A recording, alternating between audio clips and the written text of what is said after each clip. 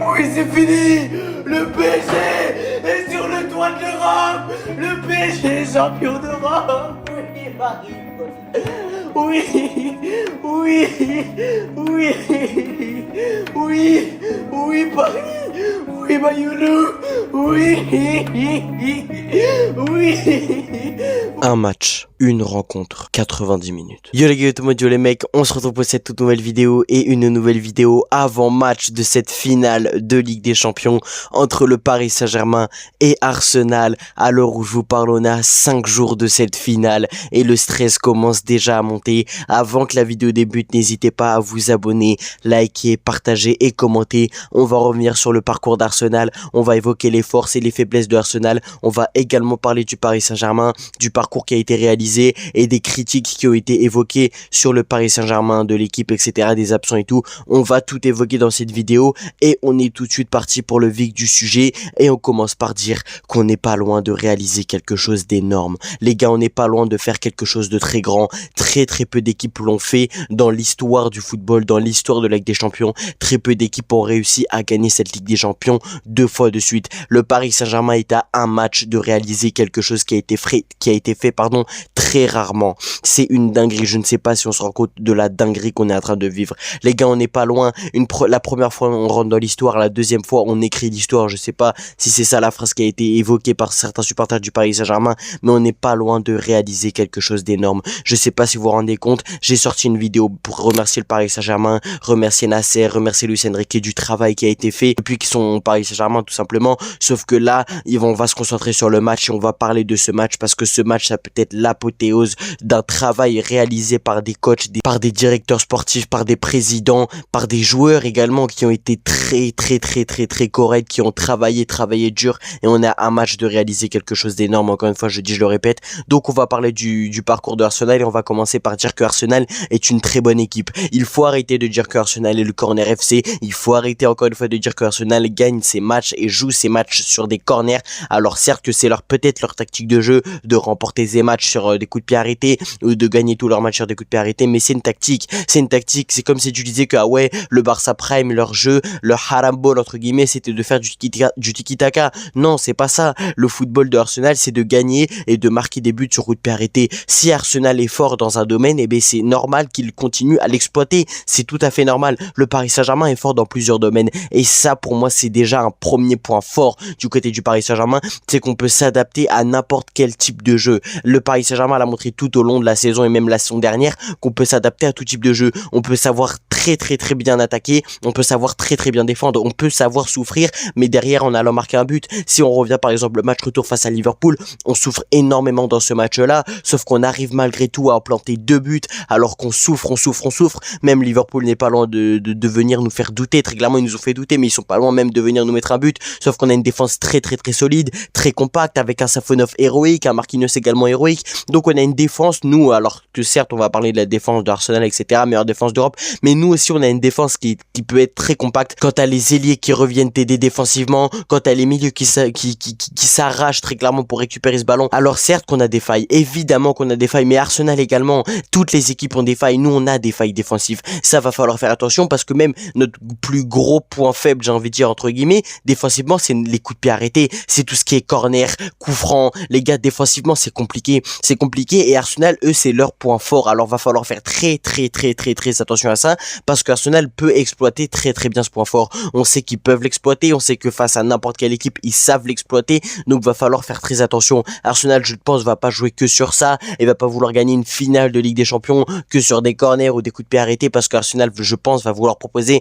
un jeu assez satisfaisant et assez beau à voir, hein, comme l'a dit Saliba, Arteta, etc. Les déclarations, ils l'ont dit que ça va être une finale, une grande finale. Alors on espère que ça va être une finale disputée, hein, parce que la saison dernière, bon certes on a gagné 5-0, c'était exceptionnel, mais on espère avoir une finale qui va être disputée et on espère ne pas avoir un Arsenal qui va mettre le bloc bas et qui va tout faire pour gagner sur des coups de pied arrêtés, sur des corners. Je ne pense pas que ce sera ça le scénario de ce match-là, mais voilà, j'espère pas. Arsenal, on sait qu'ils ont de très grands points forts, ils ont été très décisifs dans les moments où il le fallait, c'est-à-dire que par exemple face à l'Atlético Madrid, tu marques un but, c'est important, mais derrière ils ont su très bien défendre, et les points positifs de Arsenal, c'est que Arsenal marque souvent le premier, et ça c'est super important, parce que quand tu sais que Arsenal a la meilleure défense d'Europe, c'est important de marquer en premier, parce que derrière, entre guillemets, tu verrouilles et tu défends, et puis après c'est très compliqué pour les attaques adverses de passer. Sauf que là, par exemple, le Paris Saint-Germain, ça va être primordial de marquer en premier. On l'a vu par exemple face à Chelsea, on l'a vu, ça va être important de marquer en premier pour se mettre à l'abri,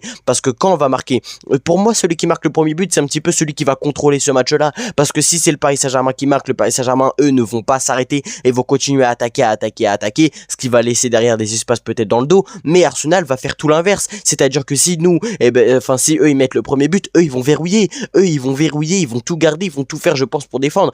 Alors oui, des fois ils vont essayer d'aller peut-être devant, sauf que si nous, par exemple, le Paris Saint-Germain, on ouvre le score, ça va laisser des espaces, parce que Arsenal va vouloir se découvrir, ça va laisser des espaces dans le dos, et Arsenal va être découvert, et le Paris Saint-Germain, quand il y a des espaces dans le dos, et quand les équipes adverses sont découvertes, tu le sais que tu as des ailiers qui sont très rapides, des attaquants très rapides, et des milieux qui peuvent te faire la transaction entre ton milieu et ton attaque, ou ta défense et ton attaque. Donc tu le sais que tu as ces capacités-là pour aller très rapidement en contre-attaque, et ça va être important de faire ce style de jeu-là face à Arsenal, parce qu'Arsenal va vouloir défendre. C'est pour ça, encore une fois, que c'est super important de vouloir marquer en premier, et de marquer en premier, parce que c'est bien beau de vouloir certaines choses, mais bon, t'arrives pas forcément à les faire. Là, va falloir marquer en premier, c'est primordial, tu n'as pas le choix pour te mettre à l'abri et pour dessiner le destin et la suite de ce match. Si on revient, les gars, sur le parcours d'Arsenal, Arsenal n'a jamais perdu cette saison. Arsenal n'a jamais perdu cette saison. Le plus bas résultat qu'ils ont fait, c'est un match nul. Les gars, Arsenal n'a pas perdu. Dites-vous que la dernière défaite de Arsenal remonte à une défaite face au Paris Saint-Germain.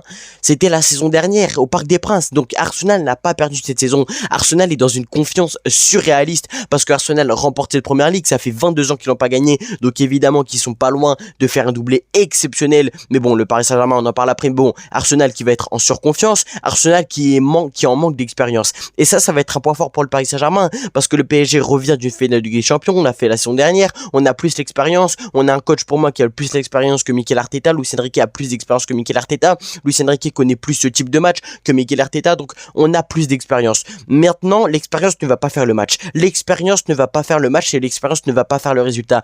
Évidemment que ça va jouer en notre faveur si on a plus d'expérience, si on connaît plus ce type de match, mais ça ne va pas faire le résultat. Encore une fois, je répète, si Arsenal arrive à proposer un jeu où il marque sur corner, ou entre guillemets, comme disent les tweetos, il propose un harambol, et ben là on sera berné. Là on sera très clairement berné, on pourra rien faire face à ce style de jeu d'Arsenal, parce qu'Arsenal va savoir exploiter ses forces, et ça c'est un très grand point fort. Arsenal, ses forces, c'est quoi? C'est les coups de pied arrêtés et la défense. Arsenal, ce sont ses deux grands points forts. On le sait également qu'Arsenal aime beaucoup défier sur les ailes. Arsenal, il y a énormément de 1 contre 1, quand c'est Saka sur le côté droit, quand ça peut être par exemple la Martinelli sur le côté gauche, et quand devant c'est un Gyökeres. Gyökeres, pour moi, peut faire énormément chier Pacho.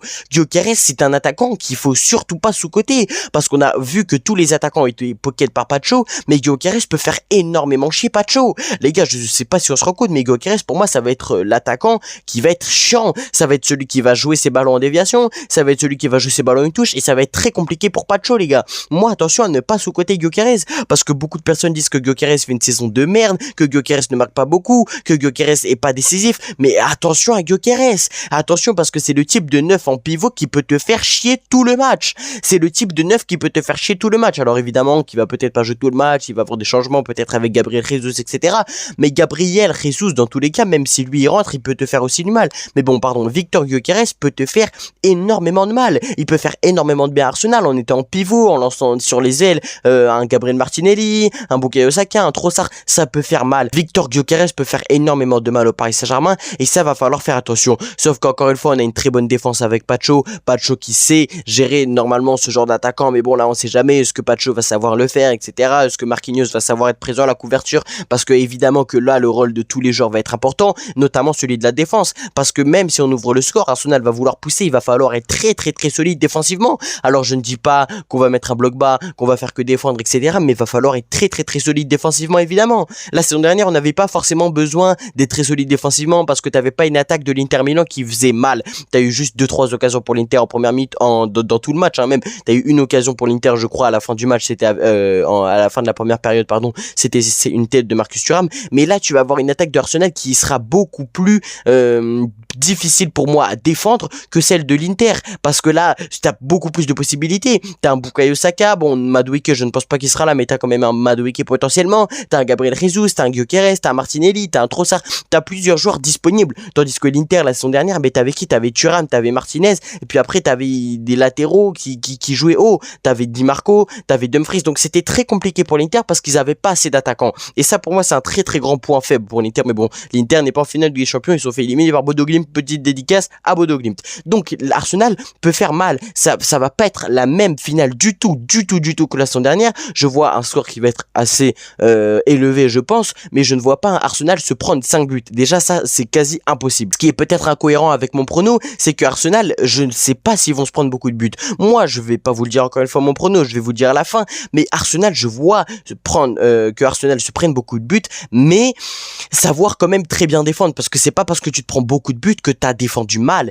et ça il ne faut pas l'oublier, parce que Arsenal prend quand même beaucoup de buts généralement les gars, mais ils défendent très bien, ils ont une très très bonne défense. Je crois qu'Arsenal c'est environ un but par match pris, parce qu'il faut faire attention, parce que t'as une très bonne défense, t'as un Gabriel, t'as un Saliba, t'as un Calafiori, t'as même un Raya qui te fait une très très bonne saison. David Raya, il ne faut pas le sous-coter. Alors encore une fois, je pense qu'il peut jouer en faveur du Paris Saint-Germain, c'est l'expérience. Le Paris Saint-Germain la saison dernière a joué une finale des champions, la saison dernière le PSG a joué une finale dans toutes les compétitions où ils étaient engagés, ils ont presque tout gagné sauf la Coupe du Monde des clubs. Ils ont quasi tout gagné, ils ont beaucoup plus d'expérience. Luis Enrique a beaucoup plus d'expérience qu'à Mikel Arteta, sauf que Mikel Arteta peut exploiter des failles, et je pense qu'il a analysé Luis Enrique, parce qu'il a déjà battu très clairement, hein, en 2024 il a battu, donc je pense que Mikel Arteta va ressaisir ces failles-là que le Paris Saint-Germain avait proposé, et je pense que Mikel Arteta peut piéger Luis Enrique. Sauf qu'après, on le sait très bien que Luis Enrique peut piéger également Mikel Arteta, donc ça va être un match très piégeux,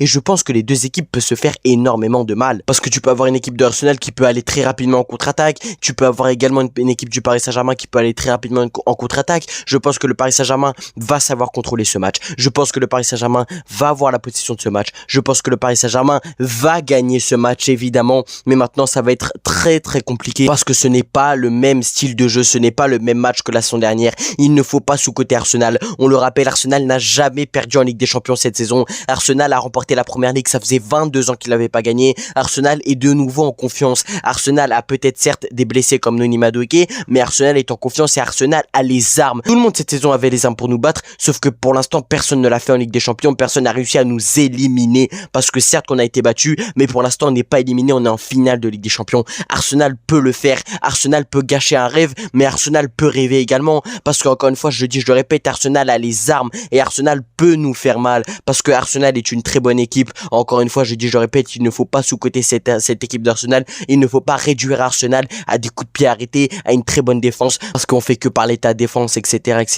Mais non, Arsenal a une très bonne défense qui peut te faire mal, puis même t'as une défense qui a une très bonne qualité technique de passe, hein. T'as un Gabriel qui peut te faire des transversales, t'as un Saliba qui peut te faire des montées, c'est-à-dire monter avec balle au pied. Bon après je ne pense pas que Saliba va le faire en finale de Ligue des Champions face à une équipe du Paris Saint-Germain qui peut te récupérer le ballon à tout moment, mais bon, on sait que l'équipe de Arsenal est très bon techniquement. L'équipe de Arsenal peut te proposer un jeu technique très bon. Maintenant, encore une fois je répète, la technique ne fait pas le match, et ça ne va pas faire tout le match, va falloir un match au mental, parce que ce match-là va se jouer au mental. De toute façon, une finale de Ligue des Champions, ça se joue très particulièrement au mental, parce que c'est le mental qui va te faire 50% des choses. Alors évidemment qu'il va falloir du talent, évidemment qu'il va falloir de la finition, et ça, si on parle du point finition, Arsenal choque énormément. Arsenal est une équipe de choker, tout comme l'Atlético Madrid qui a été éliminé par Arsenal justement, parce que l'Atlético, quand ils ont été éliminés face à Arsenal, Arsenal a gagné que 1-0 à l'Emirates Stadium, mais Arsenal a eu énormément d'occasions, sauf qu'Arsenal a énormément choqué. Arsenal avait de nombreuses fois l'occasion de planter beaucoup plus de buts à l'Atlético Madrid, sauf qu'Arsenal n'a pas su se mettre à l'abri, et ça c'est un très gros point faible pour chacune des équipes d'Europe, sauf que cette fois-ci ça va être un très gros point faible pour l'équipe de Arsenal, parce que si tu marques, il va falloir vite te mettre à l'abri, parce que l'équipe, le style de Arsenal, ça va être si tu marques, tu défends, non, il va falloir que tu ailles te mettre à l'abri, sauf que Arsenal, même s'ils ont des contres inespérés, des coups de pied arrêtés, des corners, ils vont pas savoir se mettre à l'abri. Pourquoi? Parce que Arsenal n'a pas cette expérience, ils ont pas cette qualité de grinta, d'aller tout arracher, de tout donner pour vite marquer comme le Paris Saint-Germain, comme Luis Luis Enrique a ramené une grinta au Paris Saint-Germain et je pense que Luis Enrique va avoir beaucoup plus d'armes. Je pense que Luis Enrique va être beaucoup plus prêt que Mikel Arteta. On a eu plus de repos, on a eu un match amical, mais on a eu plus de repos et ça pour moi ça joue plus en notre faveur. Alors certains vont dire ah ouais on va perdre le rythme. Non, je pense que non. Justement on va avoir plus de repos. On va quand même s'échauffer malgré tout. On a fait un match amical donc on est dans le rythme malgré tout. On n'a pas perdu le rythme. Mais ça, le match amical a énormément servi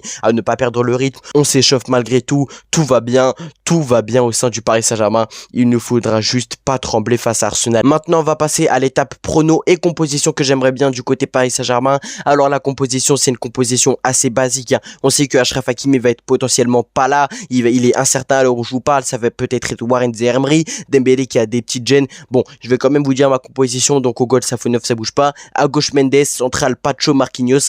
Et à droite, je mettrai quand même Warren Zaïre-Emery pour sécuriser Hakimi. Parce que s'il le faut, il rentrera en fin de match vers la 60e minute de jeu pour te faire du bien. Parce que Achraf Hakimi, pas là, ça peut te faire du mal. Mais Warren, on le sait, il a déjà joué latéral et il sait défendre. Très clairement, Warren a les armes pour défendre. Il sait défendre. Maintenant, ça va peut-être être compliqué. Mais comme ça, s'il le faut, t'as un Hakimi qui peut rentrer, etc. Ça peut te faire du bien. Au milieu de terrain, un milieu du coup assez basique avec Fabien Ruiz, Neves et Vitinha. Tu retrouves le milieu de l'année dernière. À gauche, je mettrai Kvaratskhelia, buteur Dembélé. Et à droite, Désiré Doué, un Bradley Barcola qui rentrera. Après, il faut voir parce que je sais pas trop encore une fois avec Barcola et Doué parce que peut-être qu'il faudra plus exploiter les appels dans la profondeur. Donc là, peut-être que Barcola sera plus à l'aise que Désiré Doué pour faire ça. Donc je ne sais pas, mais bon, je préférais que Désiré Doué soit aligné comme ça. Barcola, comme l'année dernière, rentrera et te fera du sale. Et maintenant, mon pronostic, ça va être un 4-1 pour le Paris Saint-Germain. Je vois le PSG remporter ce match au forcing. Va falloir forcer